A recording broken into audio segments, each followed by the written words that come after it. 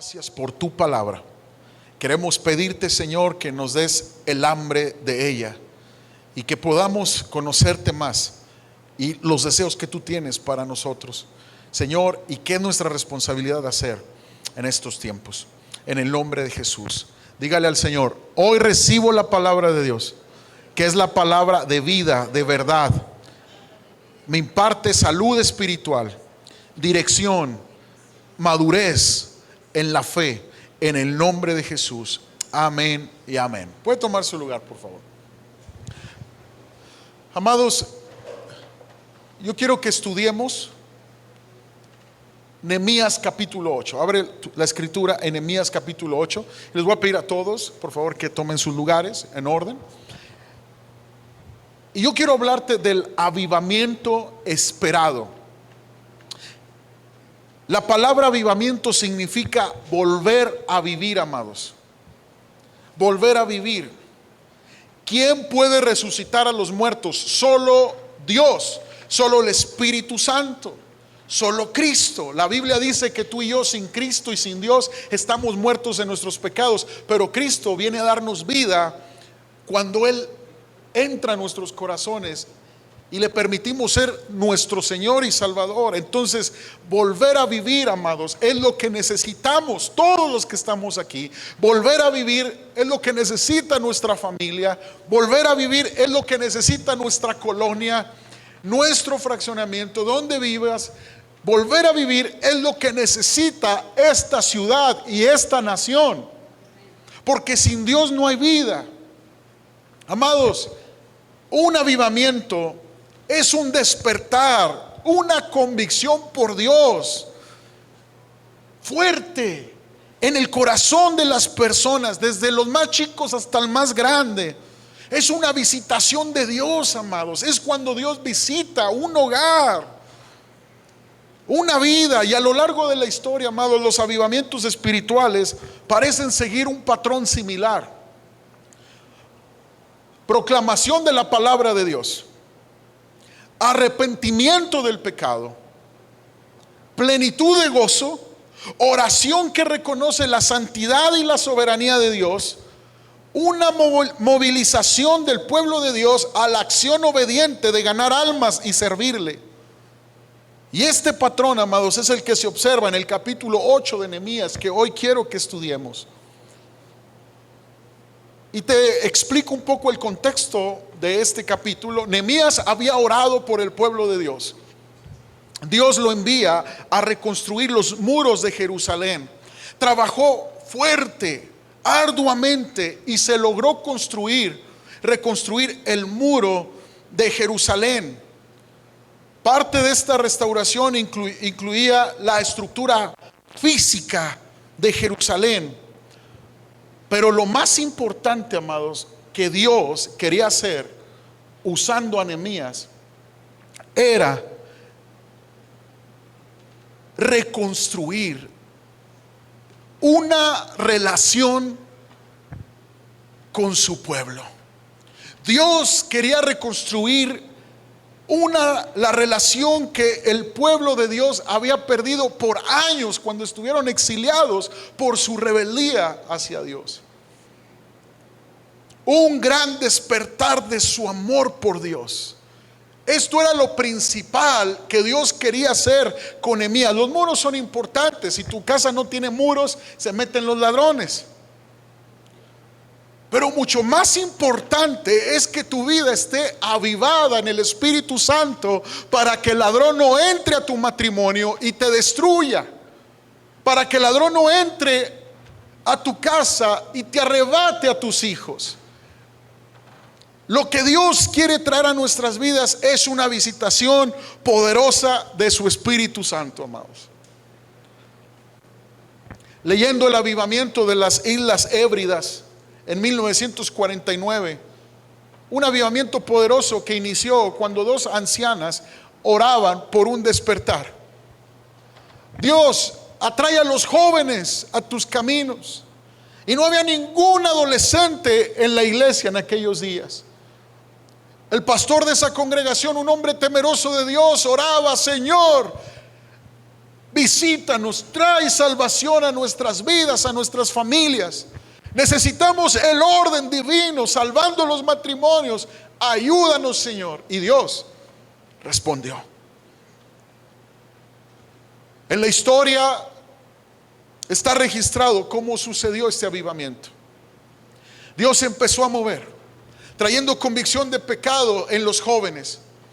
Dios empezaba a moverse en los campos.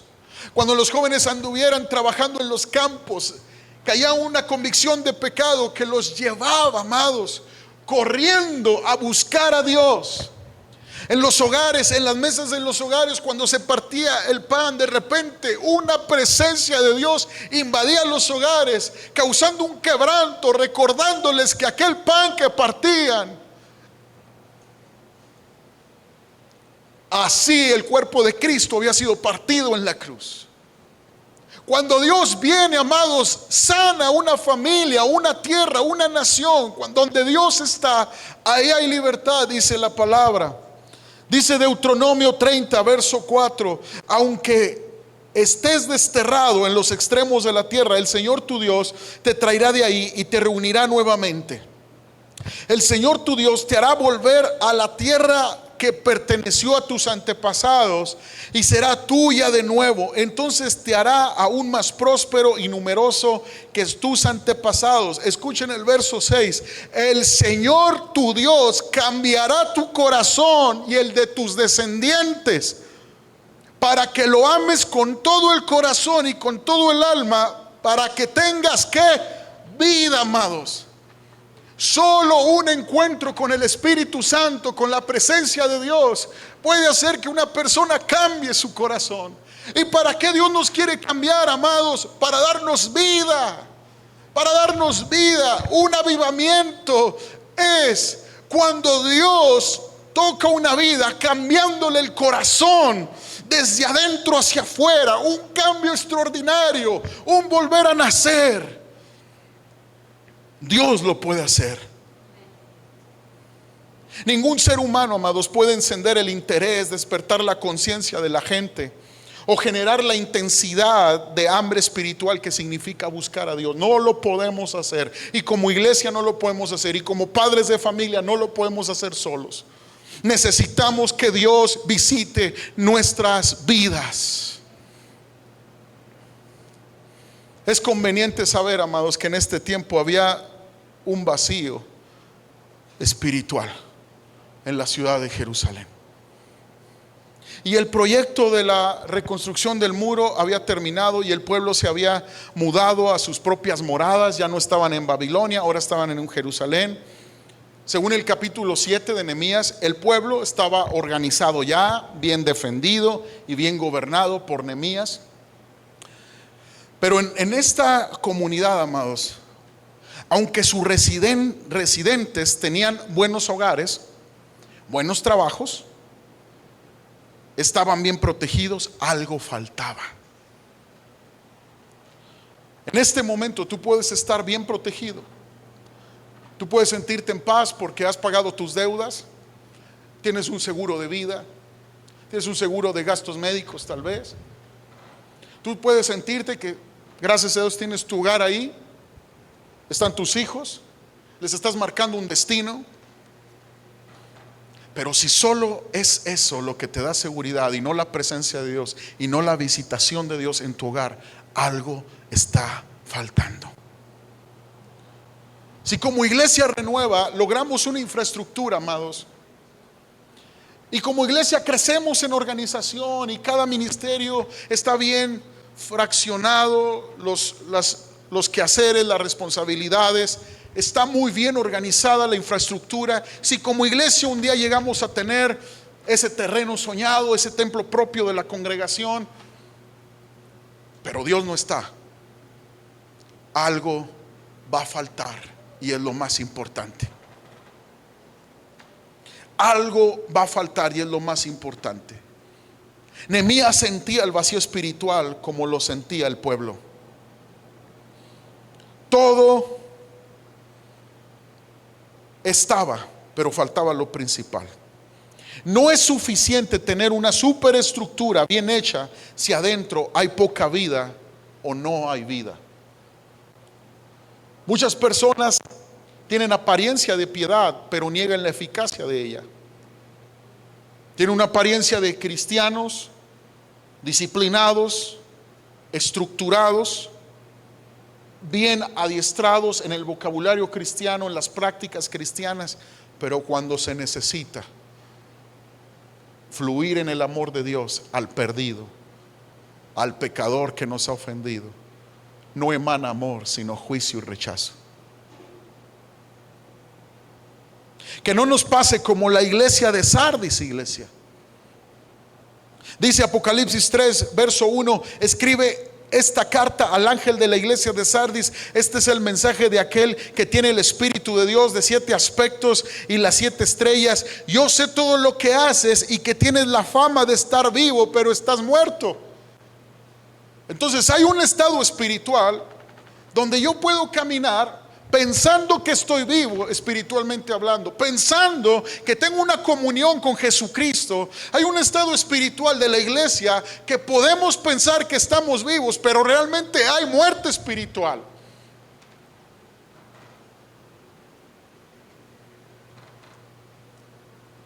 Escucha, iglesia, necesitamos una vida espiritual con Dios, una relación íntima con el Espíritu Santo.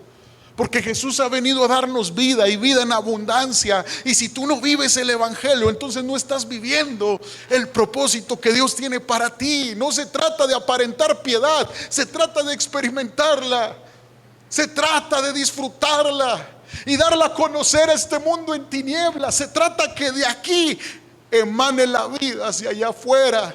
Escucha, no nos debemos de amedrentar por las tinieblas de allá afuera. Esta es la oportunidad para que la luz de Cristo brille allá afuera, amados, y que como iglesia seamos un faro de luz en medio de las tinieblas. Que cada hogar cristiano aquí representado sea como un manantial para el sediento allá afuera. ¿Alguien dice amén a eso? Que así seamos. Dale un aplauso al Señor si tú quieres ser así. Vida espiritual y vida en abundancia en Cristo Jesús. Iglesia, cuando tú has perdido el fuego del amor de Dios en tu corazón, has dejado tu primer amor y necesitas avivarte. Necesitas que Dios llene tu vida de tu Santo Espíritu, de su Santo Espíritu, de su presencia. Ahora, ¿cómo viene este avivamiento? Vamos a leer Nehemías 8, verso 1 al 3. En octubre, cuando los israelitas ya se habían establecido en sus ciudades, todo el pueblo se reunió con un mismo propósito en la plaza. Diga conmigo, un mismo propósito en la plaza. Justo dentro de la puerta del agua. Fíjate qué simbólico. Le pidieron al escriba Esdras que sacara el libro de la ley de Moisés, es decir, el Pentateuco, desde Génesis hasta Deuteronomio. Y dice, la cual el Señor había dado a Israel para que la obedeciera. Así que el 8 de octubre el sacerdote Esdras llevó el libro de la ley ante la asamblea, que incluía a los hombres y a las mujeres y a todos los niños. Diga conmigo, a todos los niños con edad suficiente para entender. Se puso frente a la plaza y justo dentro de la entrada de la puerta del agua, y desde temprano por la mañana hasta el mediodía leyó en voz alta a todos los que podían entender. Desde temprano hasta mediodía leyeron la palabra de Dios. Había un mutuo acuerdo para darle el tiempo a Dios. Toda aquella persona que dice, es que es mucho tiempo, toda aquella persona que no está dispuesta a darle tiempo de calidad a Dios, no experimentará una visitación de Dios. Le damos tiempo a todo, amados. Le dedicamos tiempo a todo. Y a Dios le queremos dar la sobra de nuestro tiempo. No funciona así. Desde temprano hasta el mediodía. Y leyó en voz alta a todos los que podían entender, y todo el pueblo escuchó atentamente la lectura del libro de la ley. ¿Cómo llega un avivamiento? Número 1, cuando el pueblo se reunió con un mismo propósito, cuando hay unidad espiritual. ¿Qué pasó en Hechos capítulo 2 verso 1? Cuando estaban unánimes juntos, llegó el Espíritu Santo y los bautizó en fuego, dice la palabra, el acuerdo espiritual. Tú como padre de familia, como madre de familia, estás siendo equipado para buscar siempre tener un acuerdo espiritual. Inspirar a tus hijos a buscar a Dios.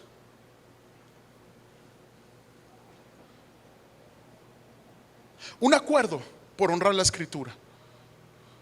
Un acuerdo por darle tiempo de calidad a la búsqueda de Dios.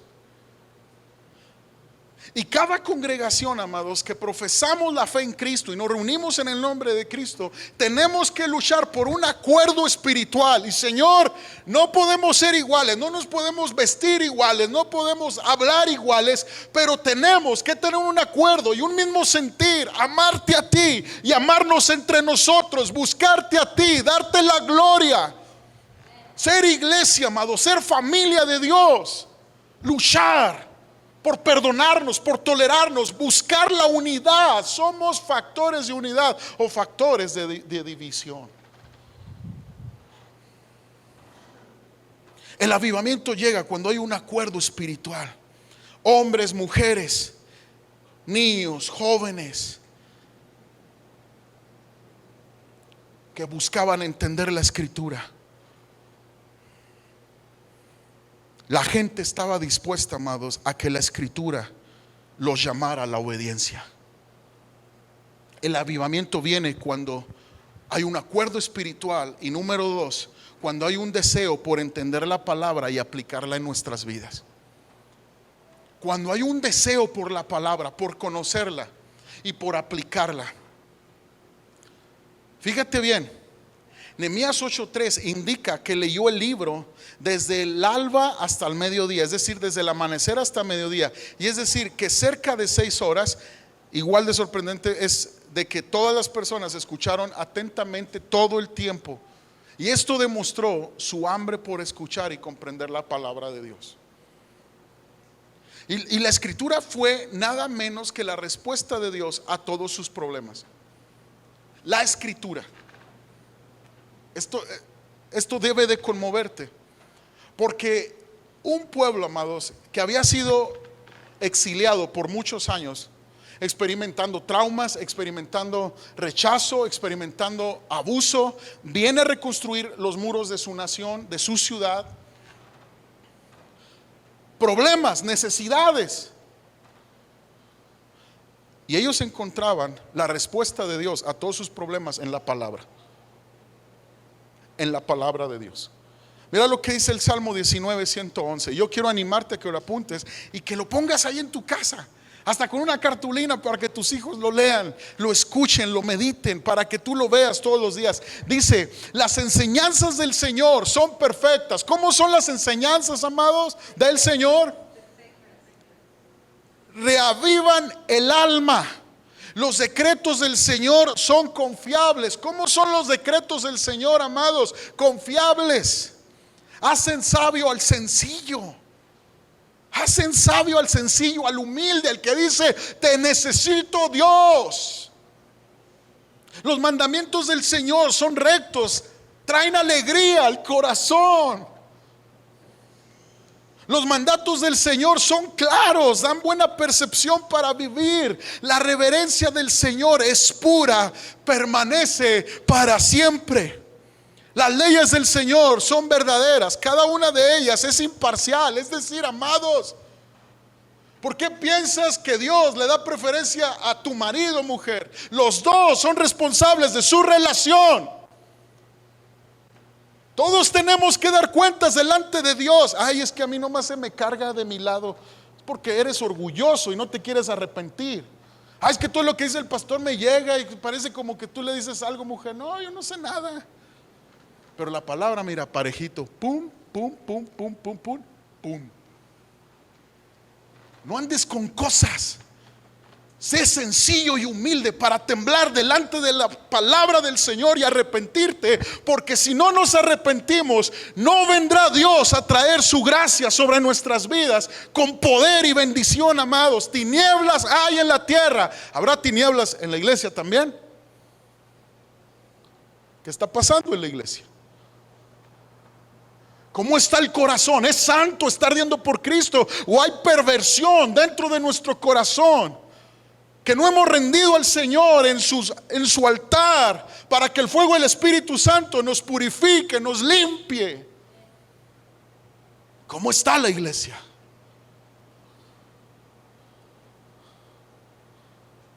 Son más deseables que el oro los mandamientos del Señor, dice el Salmo 19.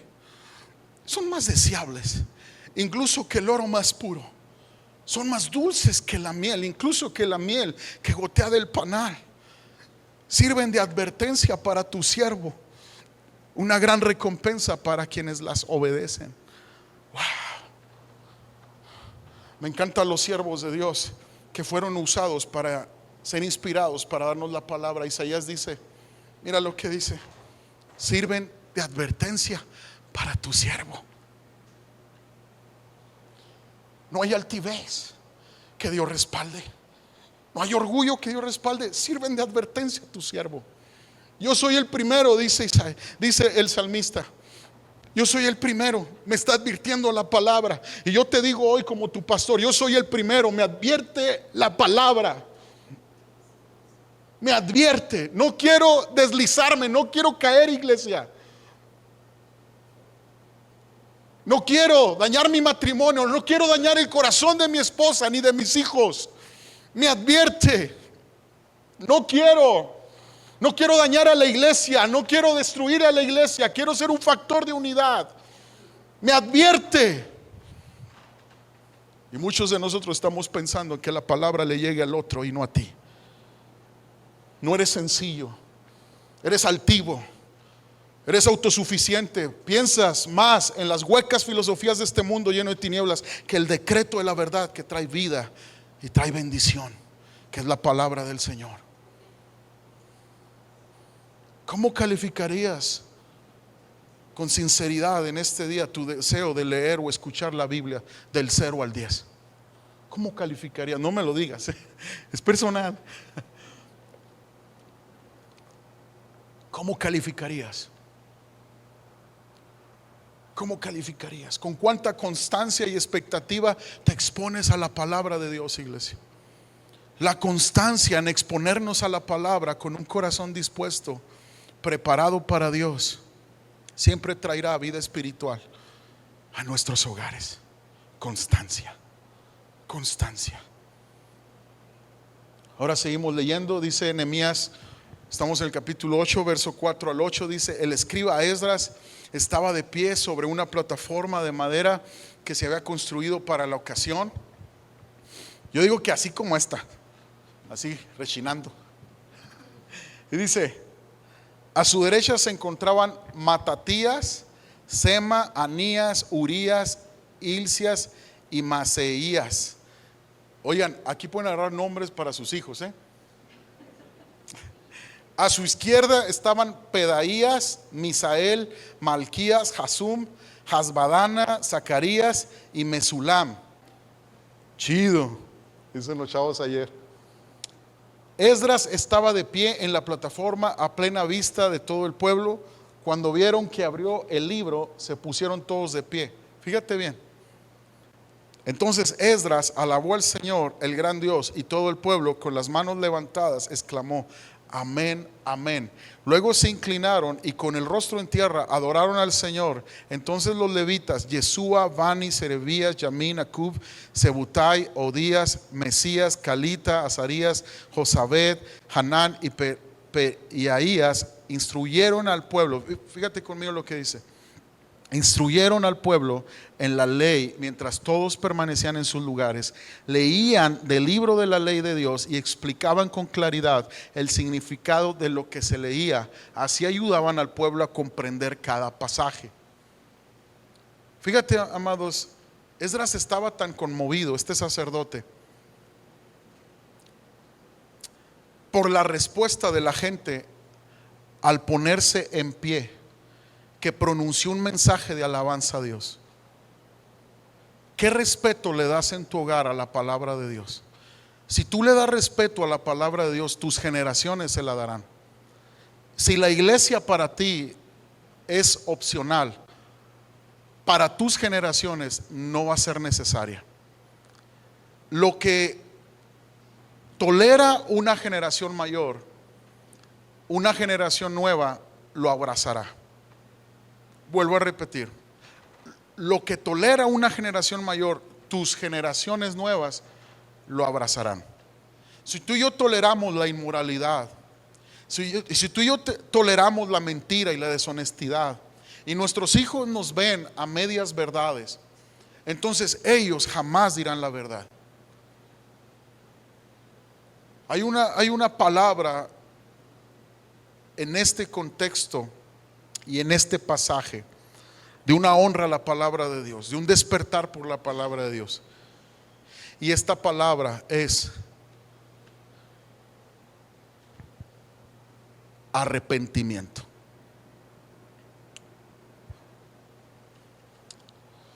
Fíjate lo que dice.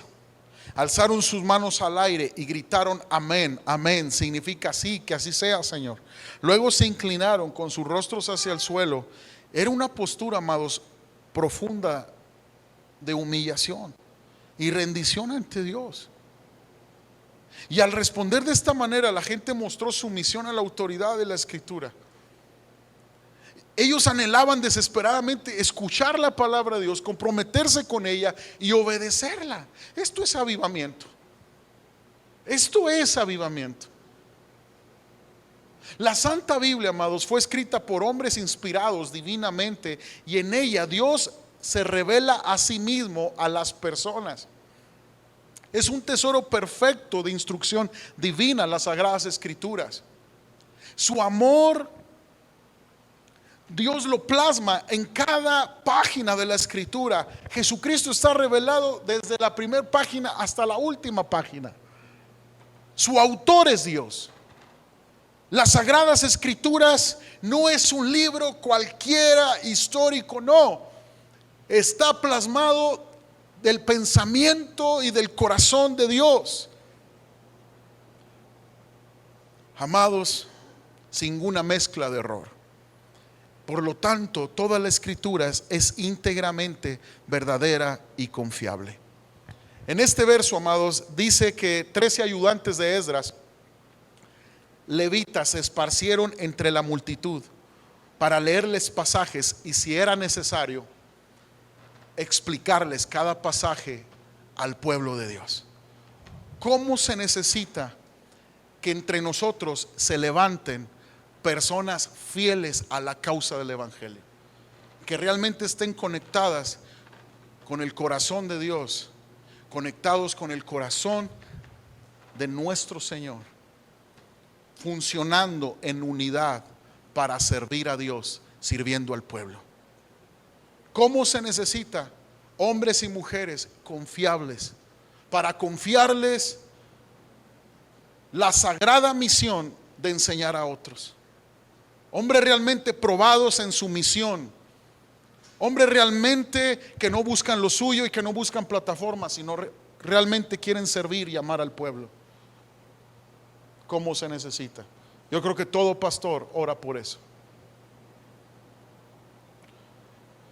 El hambre por la palabra nos lleva a querer ponerla por obra y agradecer el tiempo y a las personas que Dios pone en nuestras vidas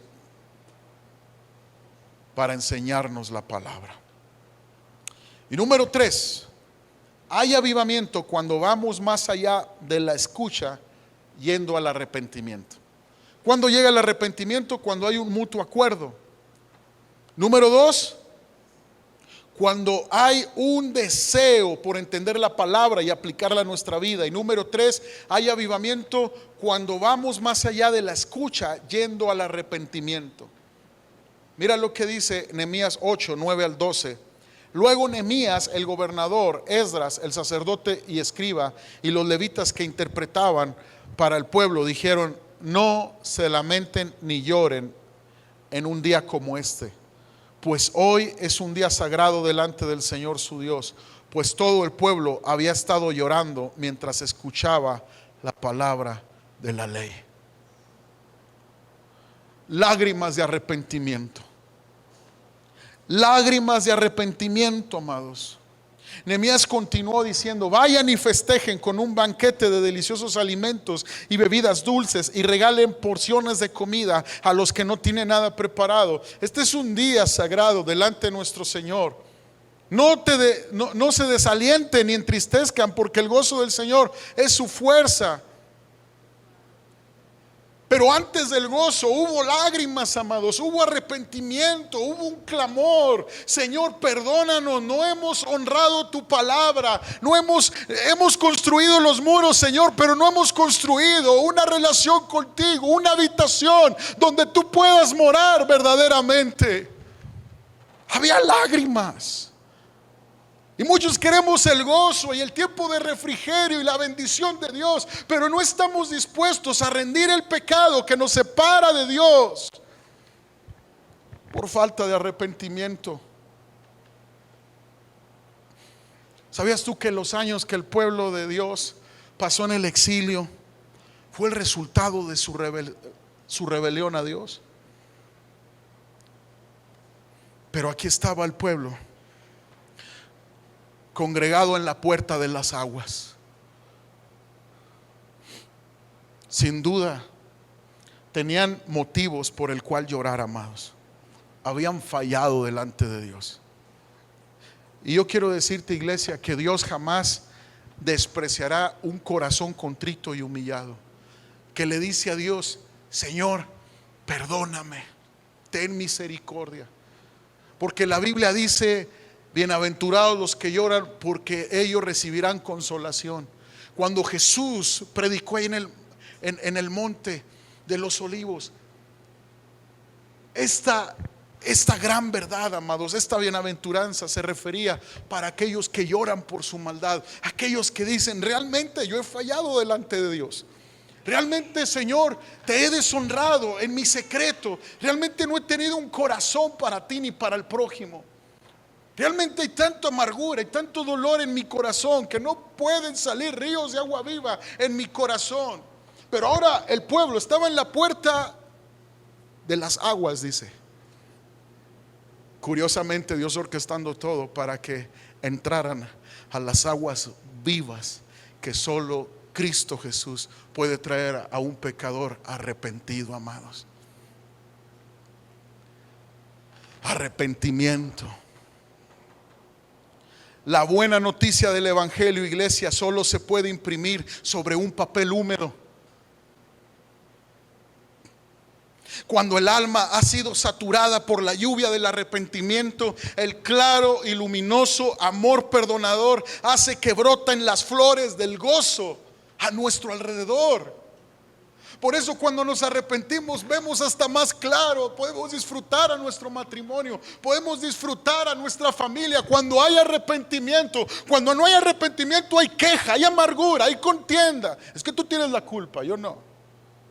Y es que si tuviera este dinero, yo sería feliz. No hay arrepentimiento cuando hay pura queja.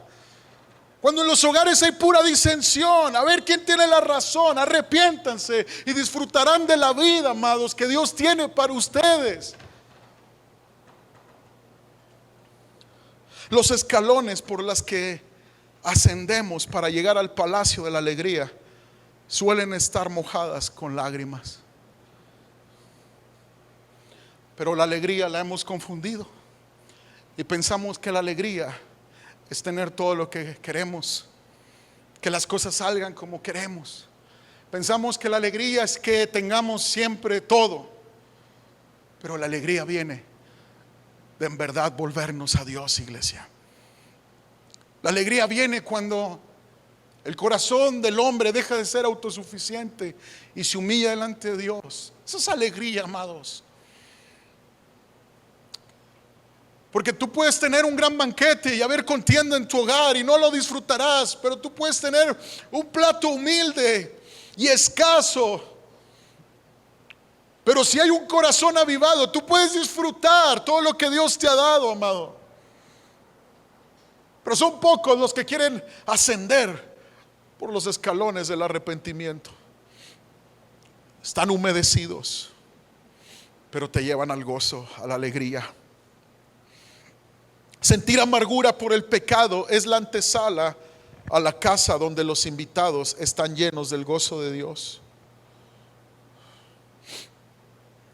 Por eso Hechos capítulo 3, verso 19 y verso 20 dice: ahora pues arrepiéntanse por sus pecados y vuelvan a Dios para que sus pecados sean borrados. Entonces de la presencia del Señor vendrán tiempos de refrigerio. Tiempos de refrigerio. ¿Sabes una cosa? Esta generación, yo ayer podía ver a los jovencitos y yo veía cómo necesitan tu refrigerio, Dios.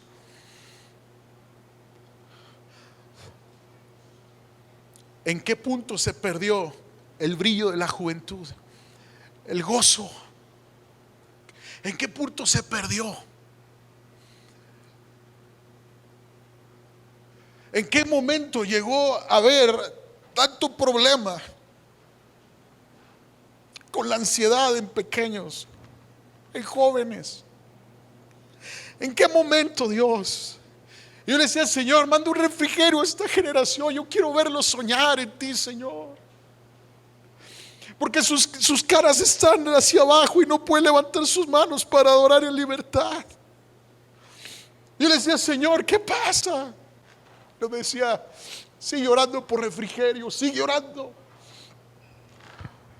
¿En qué momento se perdió la esencia del mensaje del evangelio en nuestras vidas, en nuestras familias? Necesitamos tiempos de refrigerio, amados, porque ligero es el yugo de Cristo y fácil de llevar. Y muchos cristianos hoy en día están así como que qué difícil servir a Dios, qué difícil cumplir con todo. Una vez me dijo un cristiano: no se trata de cumplir, se trata de amar. Pero ¿cómo ofende amar a cuentagotas? ¿Cómo ofende a mi esposa si yo la amo a cuentagotas? Yo la tengo que amar con valentía, con todo, no con cuentagotas, con todo mi corazón. Tú te ofendes si te aman a cuentagotas. Y pensamos que Dios no ve eso. Pensamos que Dios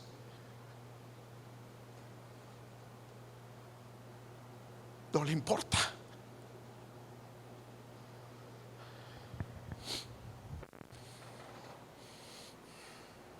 El arrepentimiento, amados, es un dolor por el pecado. Es estar debajo de la cruz y ver ahí el cuerpo desgarrado de nuestro Señor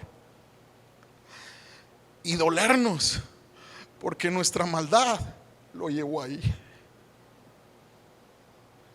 Dolernos. El arrepentimiento es transformación, es cambiar, es dar frutos, es cambio. Mira lo que dice Romanos 2, verso 4. ¿No te das cuenta de lo bondadoso, tolerante y paciente que es Dios contigo? ¿Acaso eso no significa nada para ti? ¿No ves que la bondad de Dios es para guiarte a que te arrepientas y abandones tu pecado? Muchos piensan que la bondad de Dios es para llevarlos a una vida de éxito, donde Dios cumpla todas las oraciones que le dicen. Muchos piensan que la bondad de Dios es que si Dios está conmigo todo me va a ir bien. Eso es un falso evangelio. Dice que la bondad de Dios te lleva al arrepentimiento, te lleva a que te des cuenta de tu estado espiritual para buscar vida en Dios. Dice: pero eres terco y te niegas a arrepentirte, iglesia, y abandonar tu pecado. Por eso vas acumulando el castigo terrible para ti mismo, pues se acerca el día de la ira, en el cual se manifestará el justo juicio de Dios. Se va a manifestar, amados, se va a manifestar, y Él juzgará a cada uno según lo que haya hecho. Dará vida eterna a los que siguen haciendo el bien, no los que hicieron el bien un tiempo. No, amado, no, hermano, es que yo serví a Dios hace 10 años. No, no. A los que siguen haciendo el bien dará vida eterna.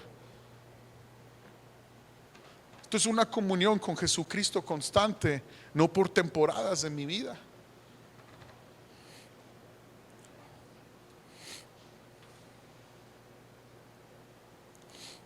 Pues de esa manera demuestran que buscan la gloria, el honor y la inmortalidad que Dios ofrece. Pero derramará su ira, dice, y enojo sobre los que viven para sí mismos, los que se niegan a obedecer la verdad y en cambio viven entregados a la maldad. Wow. Esto tiene que conmover cada fibra de nuestros corazones, iglesia. ¿Y qué traerá consigo el avivamiento? Sencillo. Dice el verso 10 del capítulo 8 de Nehemías, y con esto termino. Nehemías continuó diciendo: vayan y festejen con un banquete de deliciosos alimentos y bebidas dulces. Esto es, muchos lo están digiriendo más, ¿verdad, chistosos? Y dice: y regalen porciones de comida a los que no tienen nada preparado. Este es un día sagrado delante de nuestro Señor. No se desalienten ni entristezcan, porque el gozo del Señor es su fuerza. ¿Sabes qué trae un avivamiento? Gozo en nuestras vidas. El gozo del Señor es nuestra fuerza. Es lo que nos permite vivir confiando en Dios por sobre cualquier situación que estemos pasando. Una vida avivada, un corazón avivado, vive en el gozo de su salvación. Está consciente de la gracia y el respaldo y el perdón de Dios fluyendo en su vida, amados. Hay gozo en la casa del Señor. Debe de haber gozo en la casa del Señor. Debe de haber gozo en tu familia. No es una felicidad momentánea, no es estar riendo todo el tiempo, es estar confiado en la palabra de Dios y en sus promesas maravillosas para ti. ¿Lo puedes creer? Dile al Señor: dame gozo, Dios. Este era el día en que la gente se centraría en Dios y se refrescaría en el gozo que solo Él puede dar. Y tal gozo sería su fuerza, su fortaleza durante los tiempos buenos o malos. Amados, yo quiero decirte algo.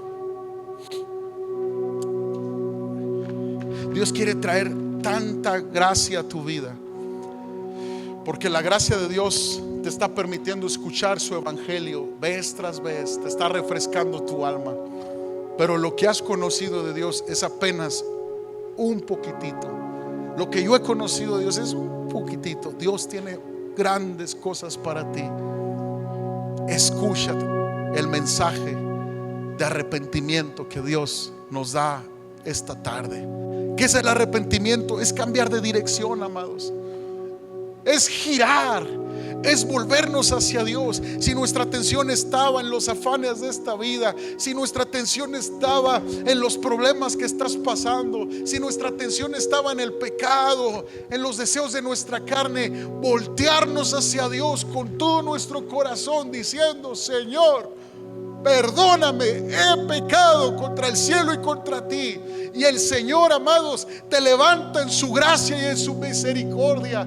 ¿Te acuerdas del hijo pródigo? Pidió misericordia. Señor, hazme como uno de tus jornaleros. Padre, pequé. Pero Dios le da gracia sobre gracia. No vas a ser un jornalero, eres mi hijo. ¿Cómo crees que te voy a dejar caído? Te voy a levantar, iglesia. Pero tenemos que comenzar a ascender por los escalones húmedos del arrepentimiento. Llorar realmente ante la presencia de Dios. Cámbiame, Señor. He sido un hombre duro para mi esposa.